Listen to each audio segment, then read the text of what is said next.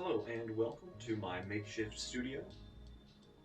In today's video we will be discussing how to pick out parts for and assemble a custom computer. This is the completed build where we'll be talking about today, as well as all of the parts spread out. I'm going to cut in here to warn you. The parts overview is a little lengthy. If you're not interested in hearing about these parts and instead you just want to see how to assemble them, skip ahead to about 6 minutes. The first component we chose with our motherboard, this is an Aorus B450M board from Gigabyte. It was chosen because it is a gaming motherboard, meaning it is a fairly high performance, offers a lot of ports. It was primarily picked because of its compatibility with the parts I wanted. It has an M.2 slot for our storage. It is a micro ATX motherboard, so a smaller form factor than a full-size ATX, but not quite as expensive as the smaller form factor mini ITX. Moving right along, we have our processor here. This is an AMD Ryzen 5. It is an AM4 socket, which is exactly the socket this motherboard has. It's important that those match. This processor was chosen because it is a pretty solid gaming processor, as well as a very powerful processor for general workstation use, like video or photo editing, or word processing, that sort of work. We're cooling it today with a large liquid cooler. This is a 240 millimeter radiator unit from ID Cooling. It of course offers RGB, as well as our RAM. In fact, you may have noticed just about everything in there has RGB, everything that could at least. The RAM is from Silicon Power. It is DDR4 3200 megahertz. Unfortunately, this motherboard does not offer RAM overclocking. It is not supported. The maximum speed it supports is 3200 megahertz. So if I had done a little more research, I could have gotten some 3600 megahertz RAM and taken advantage of the Infinity Fabric with the Ryzen processor. But that's always something we can upgrade later, because we will learn how to today. For storage, we have a Samsung 970 EVO Plus. That is a 500 gigabyte NVMe M.2 SSD. May want to upgrade that later, maybe add an additional 1 terabyte hard drive or SSD for mass storage. But the benefit here is that these are very, very fast storage devices. So they work very well for keeping your operating system as well as other frequently used intensive programs as well. We also have a 650 watt power supply from Corsair. We picked this model because it is RGB, of course. It is an 80 plus bronze certified unit, which means it doesn't have the best efficiency, but it is pretty efficient, and we got it a little cheaper than we would have gotten an 80 plus gold certified power supply for. It also is fully modular, which means the cables can be plugged in only when they're needed, so you won't have extras hanging around, which makes for some nice cable management, which both looks good and improves airflow, thus you'll improving your thermals as well. The graphics card used in this build is an AMD RX 580. It is important that this build has a graphics card because this processor does not have integrated graphics. You may not need a discrete GPU for your build, just depends on your use case. If you would like to learn a little bit about picking out parts for your needs, see the PowerPoint in the description of this video for my thoughts on picking parts out. For additional cooling, we are using 140 millimeter fans from Thermaltake with an exhaust setup up top and intake in the front, as well as the fans included with the cooler, of course. There's probably more cooling than strictly necessary in this build, but it looks nice, and if you have more fans, you can run them at a lower RPM, which makes for a quieter build. In addition to our main components, we also have our peripherals, like a keyboard, mouse, and monitor, which aren't pictured. We also have a USB drive with a Windows installation media on it. I'm not going to go into creating your installation media, as there are multiple ways you can install Windows, and of course many other operating systems you can choose from. We used Windows in this build, so I will briefly detail that. We're also going to be using some higher performance thermal paste. This is TG7 from Thermaltake, and it has a higher conductivity than a lot of other thermal pastes. And it's not strictly necessary, as your cooler as well as your CPU will likely come with thermal paste, but some high performance paste may see some temperature drops, which is always good. I've also got a screw and accessory set. This comes with a few washers, motherboard screws, standoffs, and some other hardware that you may need. Not strictly necessary, but nice to have in case you lose something. As well as a electronics screwdriver and bit set. Not strictly necessary, as you will probably be able to assemble your build with just a Phillips head screwdriver, but it doesn't hurt to have some. You'll probably want some zip ties for cable management, and that's pretty much it. Now, this isn't intended to be a be-all, end-all, or best practices guide to building your PC. Rather, it will just outline my process as well as what I think are some helpful tips and tricks to both shopping for parts and assembling those parts into a build. So let's jump right in. Here we are in PC Part Picker System Builder, which is linked below. I highly recommend using it when planning your build, as it will tell you of any compatibility issues between your parts, as well as give you an estimated wattage, which will help you when shopping for a power supply.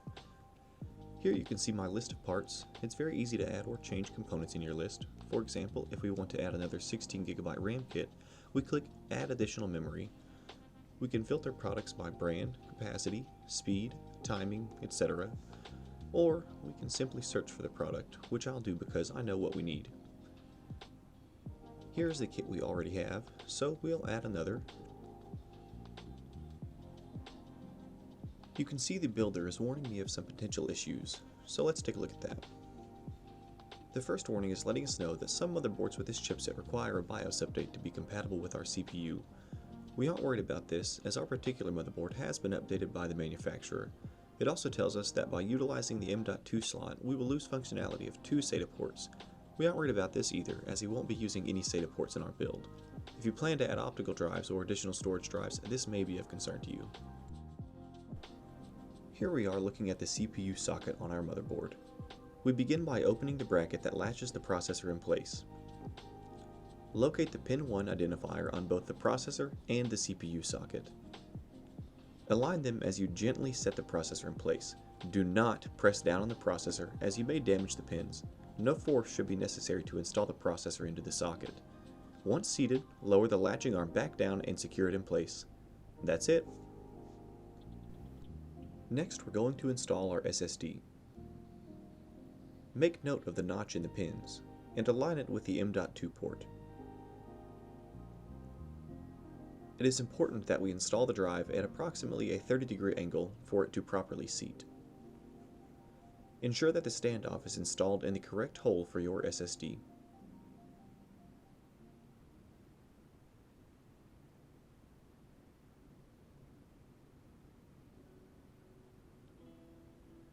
Once inserted into the slot, press down on the drive until it meets the standoff and screw it down.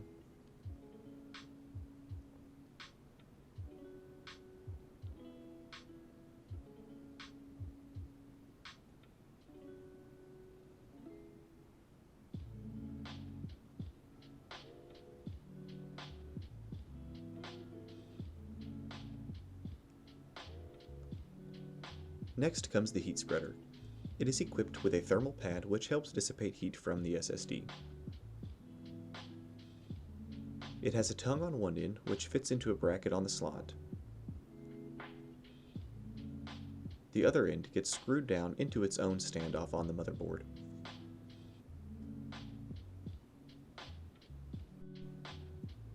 Next, we're going to prepare the case to work in. Remove the thumb screws securing your side panel or panels and slide them off. If you aren't sure how to remove the panels for your case, check your owner's manual. I like to thread the screws back into their holes so I don't lose them during the build.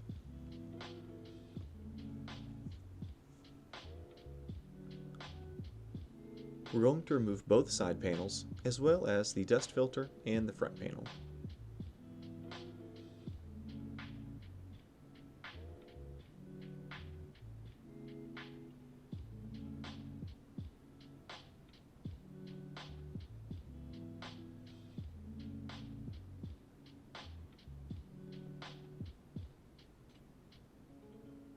Next, lie the case on its side.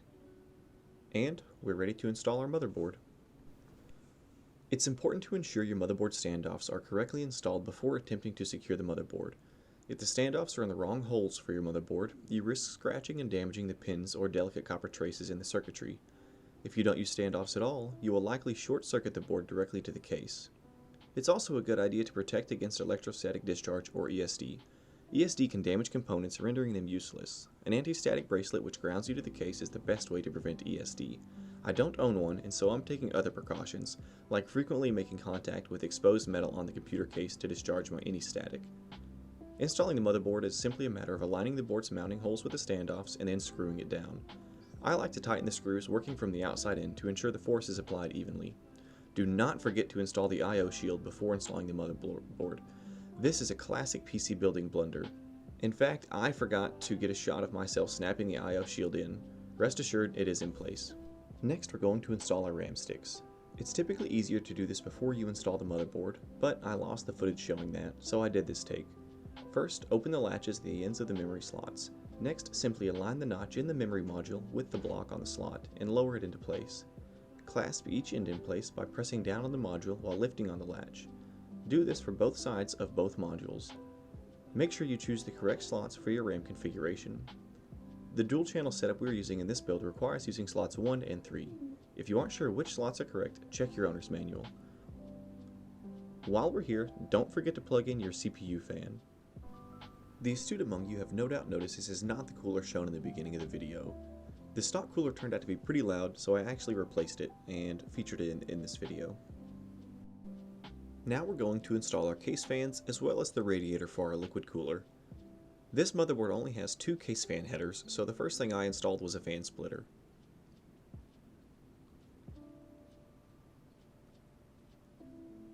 As you are positioning the fans, think about where the fan cables will be running, as well as which direction your fans will be blowing in. Generally, fans blow towards the hub. There will often be a little arrow on the case of the fan denoting which way the air flows. Secure the fans in place with the provided screws, threading them in from the outside of the case. There's a bit of debate about the best case fan setup. Generally, it's best to have a good mix of intake and exhaust. Experiment with your fans and find what gives you good thermal results. Here you can see the radiator and some fans installed in the front of the case. If you're using a liquid cooler, it is important that the CPU block is not the highest point in the loop. If the water pump and block are above the radiator, air will accumulate there, causing overheating and shortening pump life. Before we install our modular power supply, we will choose the cables we need for this build. Here I have the 20+4 ATX connector, 8-pin CPU power connector, and 8-pin PCIe power connector for our GPU. I also have the 4-pin Molex power connector for our water pump in our CPU cooler, as this motherboard does not have a dedicated water pump header. Before plugging in anything, we are going to pre-route the cables to get an idea of how we're going to organize them in a tidy manner inside the case. This process can take a while to get right, but you'll thank yourself later for it. The CPU power connector will go up top. The 20+4 main power connector will be somewhere coming kind of in the middle. The front panel and GPU connectors will likely need to be run near the bottom of the motherboard. Keep playing around with your cable management until you find a tidy organization that works for you. In the back of the case here, you can see the 3.5-inch drive bay, as well as 2 2.5-inch SSD bays. We won't be using any of them today, but that's where you would install your SSD. We're just going to install our power supply by sliding it in through the gap.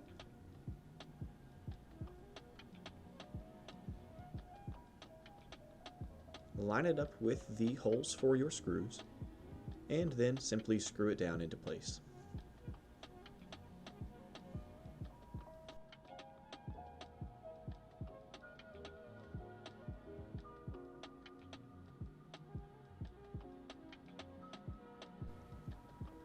Now we'll begin plugging in connectors.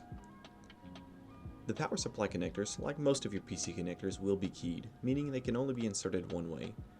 Simply push the connector into the receptacle until you feel it click into place. It probably would have been easier to do this before I installed the power supply in the case, but there's plenty of room down here and it wasn't too difficult.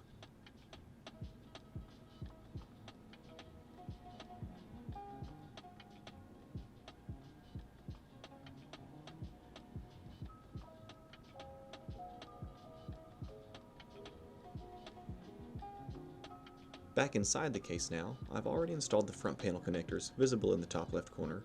The cables for power switch, reset switch, case speaker, power light, and HDD LED are the trickiest to install. Take your time, consult your motherboard documentation, and double check your connector orientation. Plug in the 8-pin CPU power connector, front USB connector,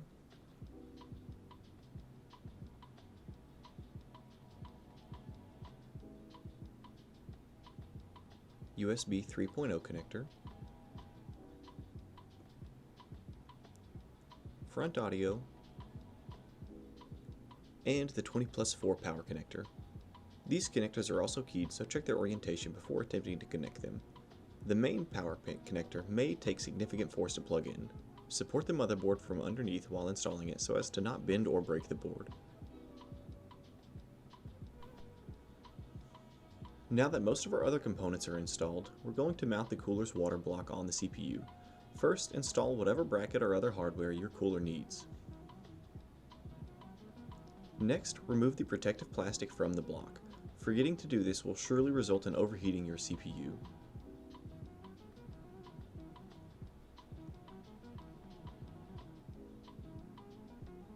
We'll start by cleaning the processor.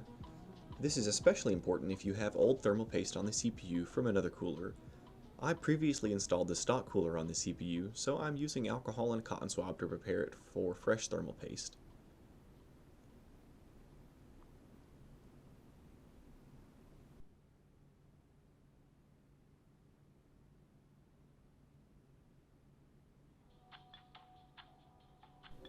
I like to apply thermal paste in an X pattern, but many will recommend simply squeezing a pea-sized drop in the center of the CPU.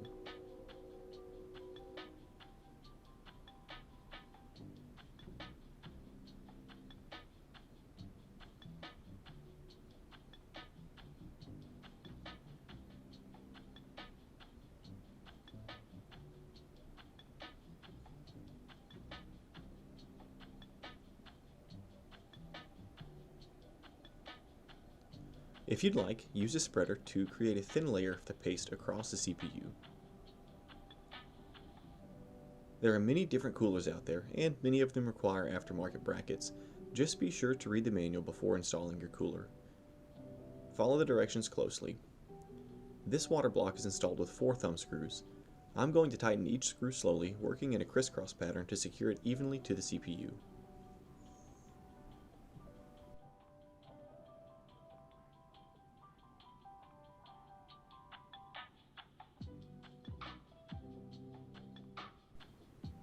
We're now going to prepare to install the graphics card. First, we need to open the corresponding expansion slots. This card actually requires 2 expansion slots, which is pretty common with larger cards these days. With this case, all you have to do is just pop the slot covers out and then bend them until they snap off. Align the card to ensure you've opened the correct slots.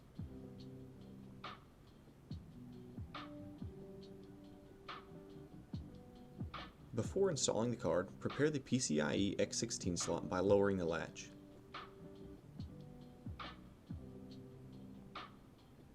Then, gently lower the GPU into place. Press down until you feel it snap into its connector. Once installed, reach behind the card and ensure the latch is secured. Then, install the screws to secure the card to the case.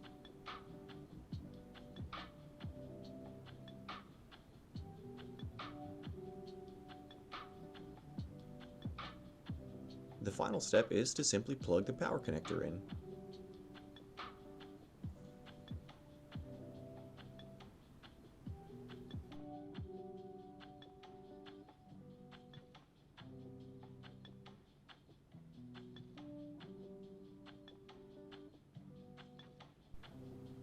Now that everything is installed, we need to deal with this mess of cables hanging out of the case. This is probably the most tedious part of PC building. I like to test fit all of the cable's positions before securing anything with zip ties. Take your time at this step and don't be afraid to undo your work and try different configurations. You should end up with nice, neat cable runs and a case that is free of dangling cables that might block fan blades, obstruct airflow, and look untidy. Here we are in the UEFI BIOS. You can see a list of drives that the computer sees and can boot from. We can see a list of peripherals. We have a BIOS version and, of course, the chipset this board has visible. If we click memory settings, we can see the speed of the RAM as well as the capacity we have installed.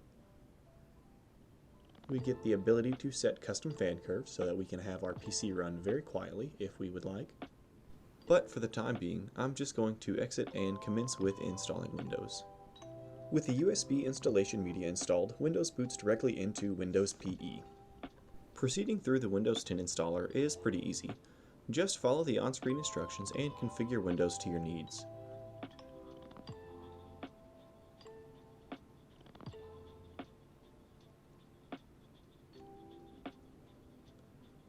Once Windows is installed, the first thing you want to do is ensure your display settings are optimized. Next, I'm going to ensure that Windows sees both of our 8GB sticks of memory, and also make sure that we have the proper graphics driver for our GPU. I should probably mention here that it is very important you plug your monitor into your GPU and not your motherboard to actually take advantage of your graphics card. Since we don't have the proper driver, I'm going to navigate to the manufacturer's website and download their install wizard.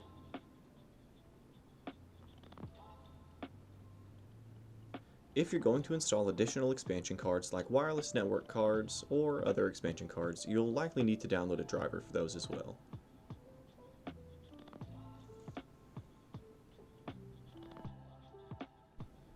And that's pretty much it. You're ready to start using your system. Thank you so much for watching.